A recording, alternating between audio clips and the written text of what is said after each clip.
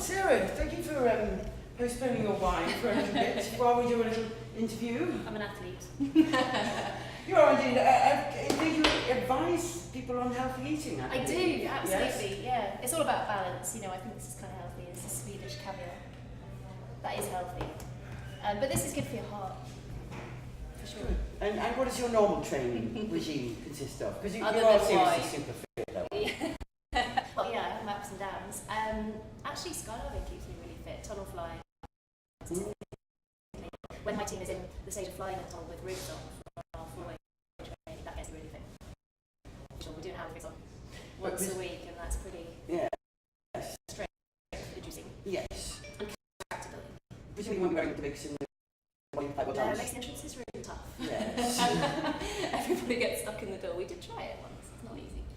And what do you think of the new rules, speaking about the entrance?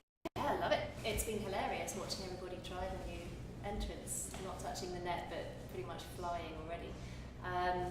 My team's had mixed success with it, but we've settled on some ideas for what we're going to be doing for the competition. Yes. Do you think it's a bit more realistic, more like an aeroplane? It is much more like an aeroplane, yeah. Great. Yeah, whereas before it was definitely its own kind of skill. Mm-hmm. Now it's more like skydiving. And your team is? We'll just remind the viewers. Yes, my Team Bodyflight Isis. So it's a female four-way formation team. And this is our first season together. Myself and one of the girls were together last year. Then we had a change in lineup, and now we have 2 new people. So you brought Annie on board this Annie year? and Laura, Mm-hmm. yeah, and myself and Anna. Anna Hicks, fine. Anna Hicks, yeah. Yes. Yeah, that's right. Fantastic. So it's a really fun team. There's a lot of fun and laughter, but actually some really good four-way as well. So yeah, it's awesome. And how are you managing training? Because I believe you're moved to Paris now, Yeah, whereas that's you were in right. Bedford. Yeah, it's a bit of a different commute. Rather than Yes. just walking up the stairs, now I have to fly from California. But it wasn't a difficult conversation to tell them, you know, to ask them did they want to come and train in Paris. The answer was yes, pretty quickly. So they're coming out in May for a 2-week training camp, and we've done already 8 hours of tunnel here at Bedford. So every time I fly back to the UK, we do a load of tunnel. So it's working out fine. It's like a long distance love relationship. Yes, it tends to work a lot better than when you live with each other. So true. Yeah.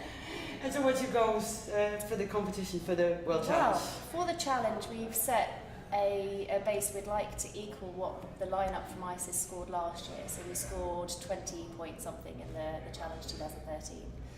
After a similar amount of training, but with slightly more experience on the team. So this is a less experienced team.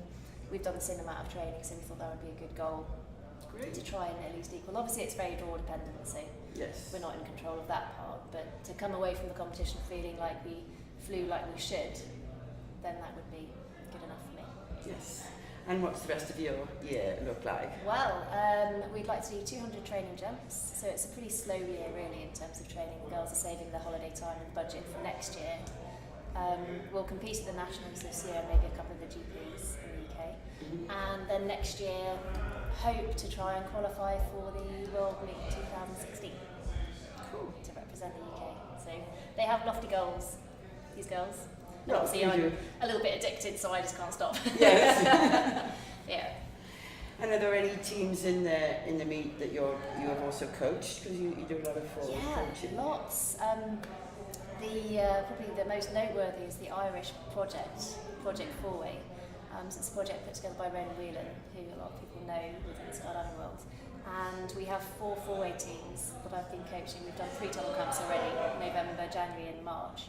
And they've got 1 rookie team, 3 single A teams. That's brilliant. So they're fiercely competitive with each other, which is great. But they're also hoping to be near the medals if they can be. And they've just been a lot of fun to work with. They came over on St Paddy's Day, so you can imagine 6 hours of tunnel followed by 18 hours of drinking. Yes. And when you say the Irish project that Ronan put together, what did he... It's been running for 3 years now, so I've been the head coach on the project for the duration of it. And the idea, Ronan is very into sort of progressing the younger or less experienced skydivers through four-way.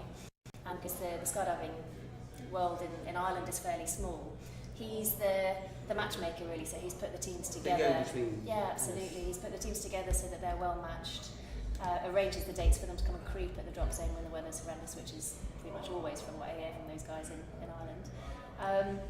And then he brings them to the here. So each team has in the past a player coach, so they've had a sort of secondary coach, and I've been coaching overall. It's worked really well. This is the first year where they don't have a more experienced person on the team. So yeah, and it seems to be working really well actually.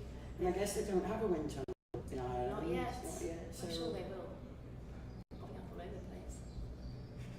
And how's it working out for you in Paris? Because you moved there a little while ago. Absolutely wonderful. Is it just the skydiving, or is that this new man that you've Again, it's all about balance. And maybe we should just leave it at that, Yeah. shall we? Thank you very much. To be continued.